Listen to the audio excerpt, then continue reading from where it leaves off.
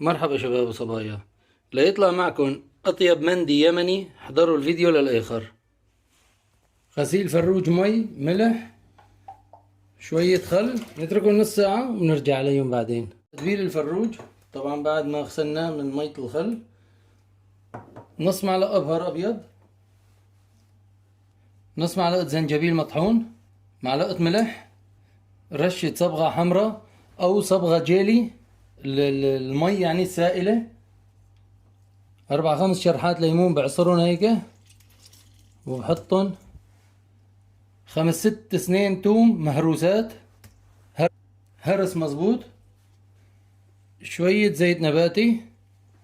هلا بنحركهم هيك مع بعضهم لحتى التوم يفك، بعدين بدنا ننزل في الفروج هيك كلياته لحتى ياخد عندي اللون تمام. عندي هيك اللون كاشف، بحط شوية صبغة هيك في الصحن كويس، وبدي دهنه دهن كل حبة بحبتها، بدي اياه لونه غامق وياخد عندي كل اللون، كل الجلد يصير لونه احمر، احمر غامق بدي اياه تمام. بعد ما تبناهم ولوناهم وغطيهم نص ساعة زمان بلش فيهم شغل، بس هيك ليتخمر، واللي بده يتركه لتاني يوم احسن واحسن. حطيناهم بهالصينية، حطيت لهم هيك شوية مي، حطيت معهم بصل وجزر ورق غار حب هال وعود قرفة، بنغطيهم تغطاية كويسة وبدنا نروح فيهم. هلا بتشوفوا لوين. هاي حطيناها هلا على الغاز شغلة 3/4 ساعة، بس استوت عندي بندخلها على الفرن لحتى تحمر. 3/4 ساعة بنجي عليها بنكشف، طبعا 5 دقايق نار مقوية، بعدين ضعفنا النار على الآخر. هلا بنجيب عود وبنحطه عم يطلع معنا، معناتها فروجنا اموره جيدة جدا. هلا بناخده على التحمير.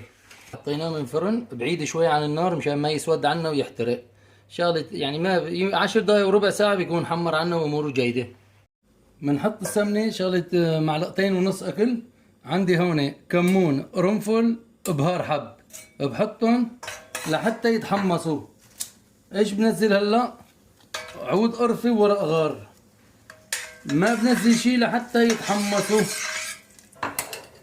هلا بس تحمصوا عندي بننزل في المي. انا عندي عيارين رز هون، بدي نزل 4 عيارات مي سخنة، بعطيه رشة ملح ومرق مكعبات واحد، بنطره لحتى يدوب تمام، وتغلي المي. بدنا ننزل في الرز.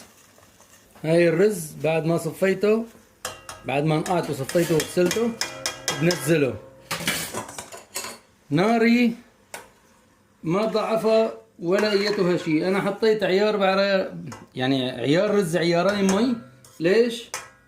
اذا رز منقوع عندي صار له ساعة. هلا بتشوفوا ليش ما بكشف، عفوا ما بغطي، بتركه على نار قوية. هلا بتشوفوا ايمت بدي غطي عليه وايمت يضعف النار. هلا بالعادة بس غلى الرز هيك منضعف منغطي. اللي بدي يشتغل هالشغل تمام، بس لكل عيار رز بنقص ربع عيار مي اذا بدي ينقع رزه ساعة. انا بدي اتركه هيك وكل شوي بضربه هيك ضربة تحريكة خفيفة. تمام الحكي. بدي حبة الرز تفتح على السوا وتاخد حقها بالطبخ. هلا وصلت عندي المي لهالمرحلة هيك تحريكة كتير خفيفة، ما بدي كسر الرز، بس هيك تمسيدة. وقبل شوي كنت نفس الشيء عم بشتغل تمسيد مشان ما يتكسر عندي الرز. حبة الرز لازم تطلع أطول من حبة الصنوبر البلدي. هلا بضعف الغاز نواسة أقل من الرز العادي اللي بنطبخه. شوفوا عندي المي تمام هيك. هلا ايش بدي اسوي فيه؟ المرحلة ما قبل الأخيرة بدي ماء زهر هيك شوي صغيرة، نقط عليه تنقيط وبس بسكر عليه، واللون في الأخير بدنا نعطيه 20 دقيقة وبنرجع. بعد 20 دقيقة بنجي على رزنا بنكشف تمام.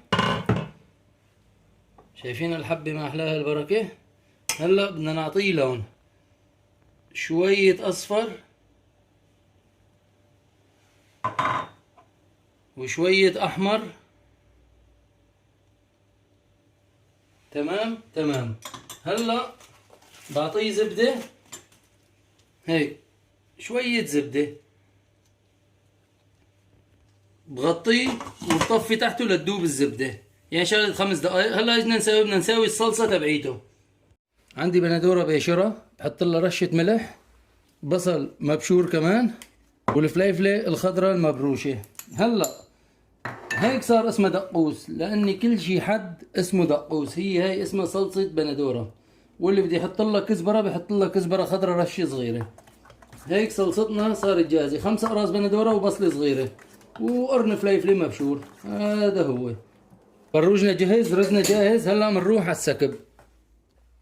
هاي رزنا، حركه تحريكة، تقليب هيك على الخفيف. شوفوا لي حبة الرز هيك ما احلاها ما اكبرها. شايفينها؟ هذا هو رز المندي.